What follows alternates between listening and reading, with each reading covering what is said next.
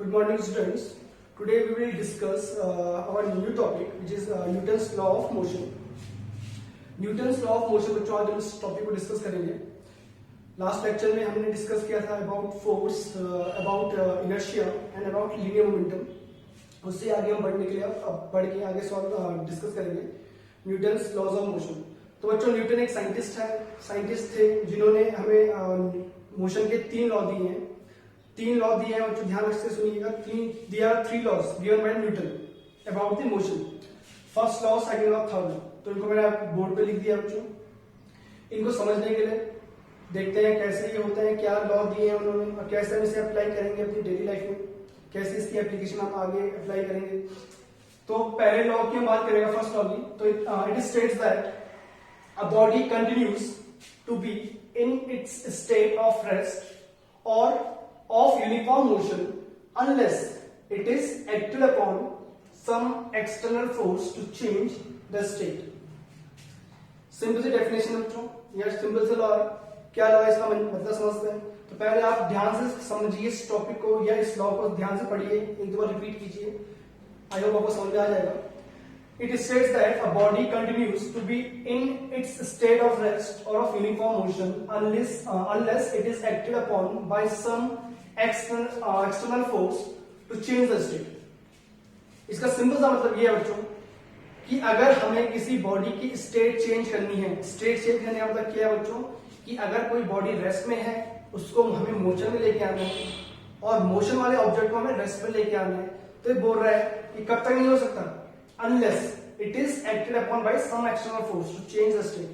इसका मतलब ये फोर्स, कोई बॉडी अपनी स्टेट चेंज तभी करेगी जब हम उस पर फोर्स अप्लाई करेंगे. यही हमने इनर्शिया में भी पढ़ा था बच्चों. बॉडी रेस्ट में है तो रेस्ट में ही रहेगी, मोशन वाली ऑब्जेक्ट जो है वो मोशन में ही रहेगा. कब तक, जब तक हम उसमें बाहर से फोर्स अप्लाई ना करें टू चेंज इट्स स्टेट. तो यही हमारे पास इनर्शिया भी था बच्चों. तो आप ध्यान समझ रहे होंगे. तो hence we can say first law defines inertia और we can say Newton's first law define inertia. First law Newton का जो है बच्चों वो इनर्शिया को ही डिफाइन करता है, जो ये कहता है कि बॉडी को रेस्ट में और मोशन में नहीं आ सकती, मोशन वाली बॉडी रेस्ट में नहीं आ सकती जब तक कि हम उसमें फोर्स अप्लाई ना करें, external force to change its state. तो ये हमारी न्यूटन का फर्स्ट लॉ, बहुत सिंपल सा लॉ है, इनर्शिया को डिफाइन करता है. Hence we can say it defines inertia. ये इनर्शिया को डिफाइन करता है बच्चों. This is for first law, simple. अब सेकंड लॉ थोड़ा सा टिपिकल है बच्चों, उसको थोड़ा लास्ट में डिस्कस करेंगे. उससे पहले हम थर्ड लॉ डिस्कस कर लेते हैं. It states that to every action there is equal and opposite reaction. But it states that for every action there is equal and opposite reaction. बहुत सिंपल सा मतलब ये बच्चों, इसका सिंपल समझते हैं इसको. Suppose this is a ball, ये बॉल है बच्चों. हमने बॉल थ्रो की, a ball is throw towards the ball. तो आपको दिख रहा है जैसे बॉल इसमें कांटेक्ट में आएगी, हमने बॉल थ्रो की इस बॉल की तरफ, तो क्या होगा बच्चों, जब बॉल और ये बॉल कोलाइड करेगी, आपस में टकराएंगी, तो कुछ फोर्स का एक्सचेंज होगा. इसका मतलब ये कि कुछ फोर्स बॉल ने एक्सर्ट किया towards the ball. Suppose the force exerted by the ball on the ball is F. Then, according to Newton's third law, there is an equal and opposite reaction. मतलब अब ball भी क्या करेगी, ball पे एक force exert करेगी जो equal होगा और अपोजिट होगा. ये हमारे पास न्यूटन का थर्ड लॉ बच्चों. For every action there is equal and opposite reaction. जब भी दो बॉडीज आपस में कोलाइड करती हैं तो क्या होगा, जो बॉडी फर्स्ट में, सपोज बॉडी फॉर एग्जांपल देते हैं बच्चों आपको. Suppose we have two bodies, body A and body B approaches each other. ये दोनों एक दूसरे को अप्रोच करते हैं. तो क्या कुछ टाइम बाद कोलिजन होगा इनके बीच में. तो आपको दिख रहा है जब कोलिजन होगा इनके बीच में तो एक दूसरे में फोर्स एक्सर्ट करेंगे. बॉडी ए बॉडी बी में फोर्स एक्सर्ट करेगी, some force that it will be F1. Now जब बॉडी पे फोर्स एक्सर्ट करेगी बच्चों की तो एक्शन हो गया, फिर रिएक्शन भी होगा. अब बॉडी बी भी तो ए पे फोर्स एक्सर्ट करेगी, जो फोर्स कितना होगा सपोज करो F2 होगा। But what is F1? F1 is the force exerted by the body A on body B, and similarly what is F2? It is the force exerted on body A due to body B. According to Newton's third law, this is action, this is reaction, or we can say F1 is equal to F2. For every action there is equal and opposite reaction. जितना force body A B पे exert करेगी उतना ही body B A पे exert करेगी। इस force को हम जो ये हमने ये इक्वल फोर्सेस बताए हैं, ये न्यूटन थर्ड लॉ के अकॉर्डिंग बताए हैं, क्योंकि न्यूटन थर्ड लॉ ये बोलता है बच्चों for every action there is equal and opposite reaction. Clear हो गया टर्म आपको? जितना फोर्स बॉडी ए ने बी पे एक्सर्ट किया उतना ही बॉडी बी ए पे एक्सर्ट करेगी। यही न्यूटन का सेकंड थर्ड लॉ है विच इज एक्शन रिएक्शन। इसको एक्शन रिएक्शन शॉर्ट में बोल सकते हैं बच्चों, एक्शन एंड रिएक्शन। मतलब एक्शन हुआ पहले बॉडी ए का बी के, फिर उसके ऊपर रिएक्शन हुई बॉडी बी की ए के ऊपर, तो दोनों फोर्स इक्वल होंगे। ये न्यूटन का थर्ड लॉ है। नाउ अब कुछ और एप्लीकेशन भी बच्चों न्यूटन थर्ड लॉ की हम बात करें, जैसे आपको ध्यान होगा, जैसे आपने कभी ऑब्जर्व किया होगा, जब आप वॉक करते हैं या रनिंग करते हैं किसी फ्लोर के ऊपर, तो आप क्या करते हैं? जब आप खुद इमेजिन कीजिए चीज को कैसे काम होगा, ऑब्जर्व कीजिए चीज को। जब आप वॉक कर रहे हैं या रन कर रहे हैं तो आपका जो फुट है बच्चों वो क्या करता है, वो कुछ एक्शन प्रोड्यूस करता है। ये this is the floor, this is your foot, ये आपका पैर है। तो आप जैसे आपने क्या किया, जब आप वॉक करने की कोशिश कर रहे हैं फ्लोर के ऊपर, तो आपने कुछ एक्शन प्रोड्यूस किया। आपके फ्लोर ने क्या किया, सॉरी आपके लेग आपके फुट ने कुछ एक्शन प्रोड्यूस किया, मतलब पुश किया उसने फ्लोर को, बट इस डायरेक्शन में। आपने जब आप वॉक कर रहे हैं तो आपने क्या किया, पुश किया इस सरफेस को, ये तो हो गया बच्चों एक्शन। अब आप आगे कैसे बढ़ रहे हैं समझना। न्यूटन थर्ड लॉ के अकॉर्डिंग जितना एक्शन होगा उतना रिएक्शन भी होता है। तो जब आपने एक्शन प्रोड्यूस किया एफ का, तो ऑब्वियसली बात है बच्चों ग्राउंड भी एक रिएक्शन प्रोड्यूस करेगा, और रिएक्शन क्या होगी, इक्वल होगी और अपोजिट होगी। तो अगर ये एक्शन है आपके फोर्स आपके फुट का, तो ऑब्वियसली बात बच्चों ये क्या होगा, this is the reaction from the flow. ये रिएक्शन होगी और ये एक्शन, तो दोनों एक्शन रिएक्शन क्या होंगे, इक्वल होंगे, और ये फोर्स है बच्चों आपको आगे की तरफ मूव करने की कोशिश करेगी। तो यही रीजन है वॉकिंग और रनिंग में भी जो हमारे न्यूटन थर्ड लॉ ही एप्लीकेबल है। एक्शन रिएक्शन, आपके फुट ने पहले क्या किया, फ्लोर को पुश किया, फिर ये तो एक्शन हो गया, फिर फ्लोर ने क्या किया, एक रिएक्शन प्रोड्यूस किया आपके फुट के ऊपर which is equal and opposite, जो इक्वल होगा और उसके अपोजिट होगा। तो देखिए आप ये फोर्स आगे फॉरवर्ड डायरेक्शन में आ रहे हैं, तो अगर इसके हम कंपोनेंट रिजॉल्व करें, ये आगे की बात है 11th क्लास में पढ़ेंगे, तो फिलहाल तो कुछ फोर्स आपको मिल गया फॉरवर्ड डायरेक्शन में, तो आप मूव कर सकते हैं फॉरवर्ड डायरेक्शन में। तो this is the application of Newton's third law. और भी एप्लीकेशन है न्यूटन थर्ड लॉ की, इसको बाद में डिस्कस कर लेंगे बच्चों। Now we are moving to the second law. थोड़ा टिपिकल सा लॉ दिख रहा है बच्चों आपको, तो देखते हैं इसको डिस्कस कर लेते हैं। पहले इसका statement, it states that rate of change of linear momentum of a body is directly proportional to the force applied on the body, and this change takes place always in the direction of force applied. It states that the rate of change of linear momentum of a body is directly proportional to applied force. अब ये क्या चीज है, यहाँ बच्चों कुछ terms आई है, कुछ टर्म्स जैसे कि फोर्स टर्म हम पहले पढ़ चुके हैं, फिबुलेट हाइट, इस आप सभी इस टर्म से, लीनियर मोमेंटम भी टर्म हम पढ़ चुके हैं लास्ट लेक्चर में, इससे भी आप फेमिलियर है। यहाँ पे एक नई टर्म आई है बच्चों पूरी, rate of change of linear momentum, ये पूरी टर्म है, rate of change of linear momentum. पहले आपको ये समझना होगा ये क्या होता है। तो बहुत सिंपल सी बात है, इसको एग्जाम्पल देके समझाऊंगा आपको।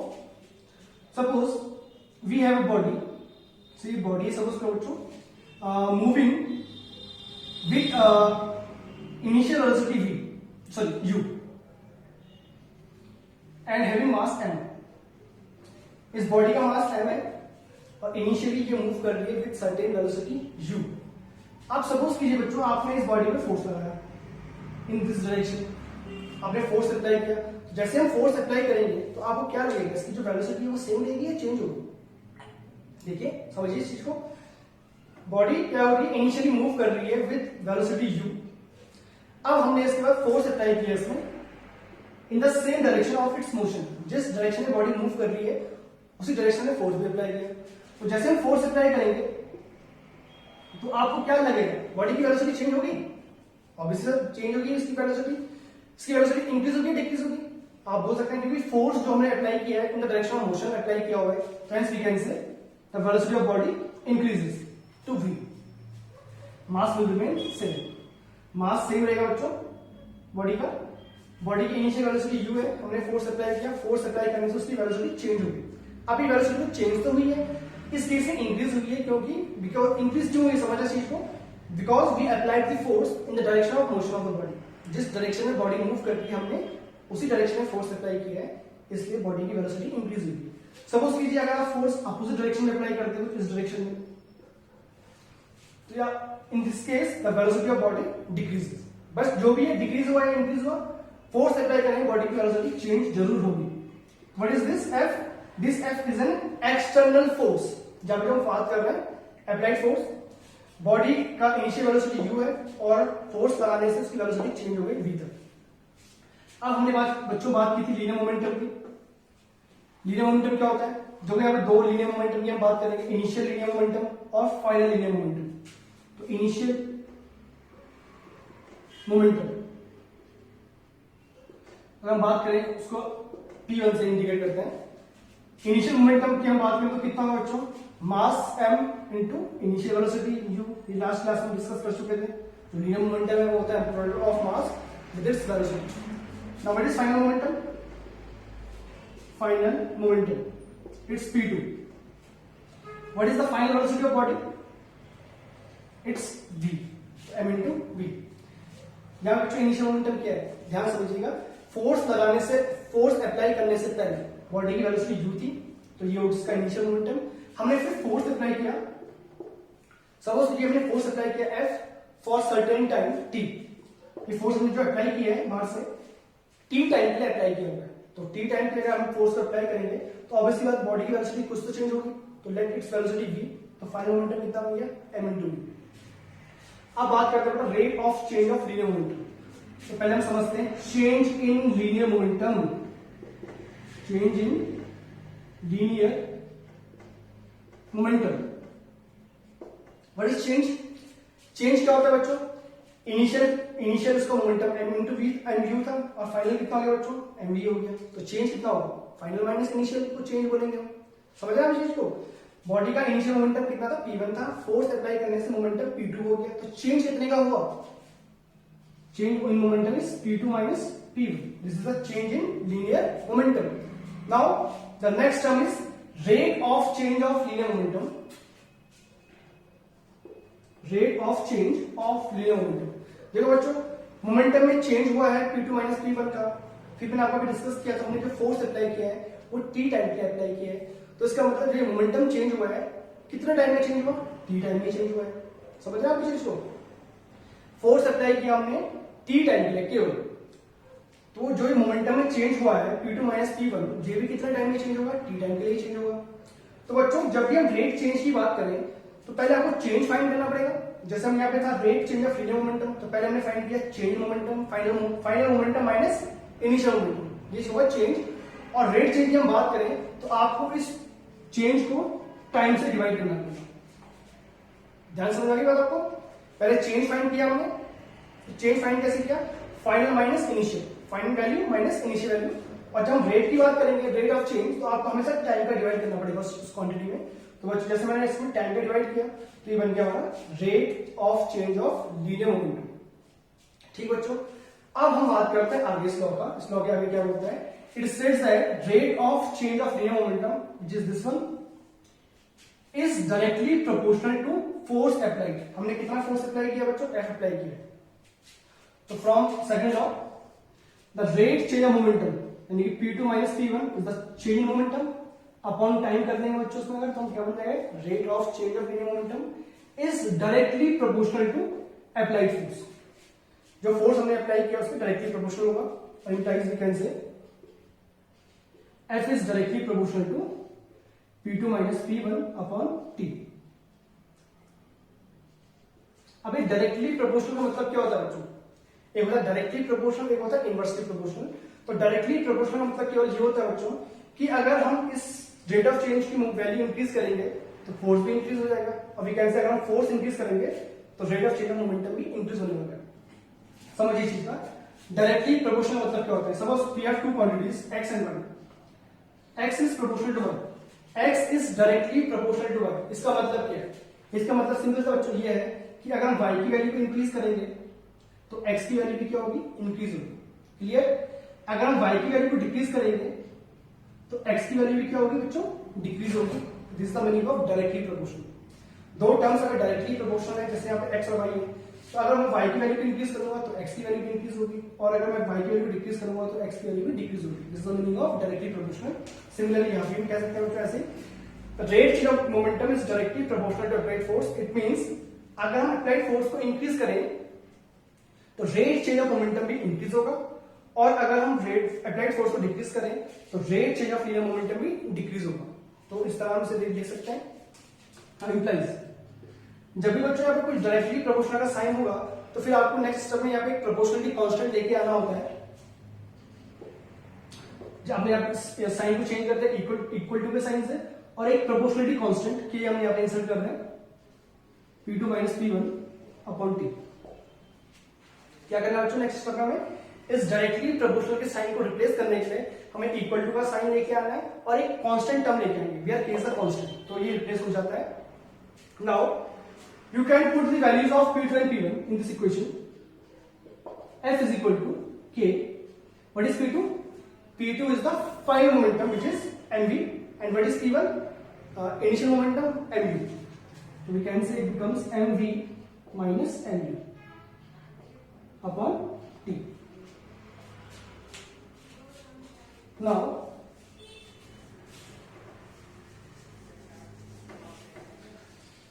taking m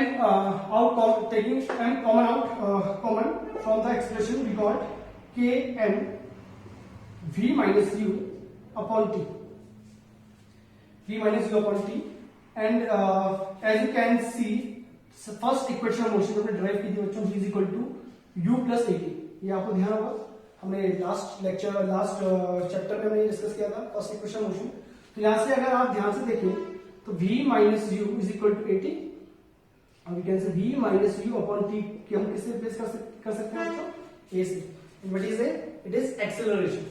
तो यहाँ पे हम इसे रिप्लेस कर लेंगे f is equal to k m and the value of v minus u upon t is replaced by a।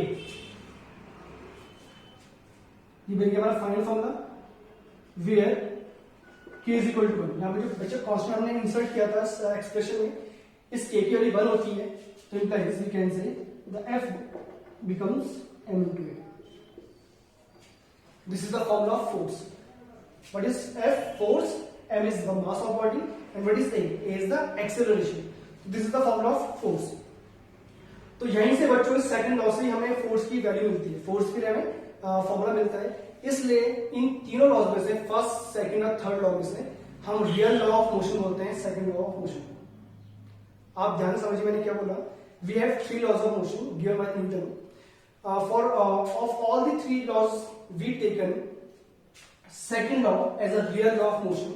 हम second law को real law of motion बोलते हैं बच्चों, because we can derive first law as well as third law with the help of second law. हम second law की help से first law और third law दोनों को ही derive कर सकते हैं, prove कर सकते हैं। इसलिए हम न्यूटन second law को क्या बोलते हैं बच्चों? Real law of motion. Real law of motion. समझ आया आपको क्या हुआ यहाँ पे? सेकंड लॉ को हम की हेल्प से, न्यूटन सेकंड लॉ की हेल्प से हम फर्स्ट लॉ और थर्ड लॉ दोनों को ही प्रूव और ड्राइव कर सकते हैं।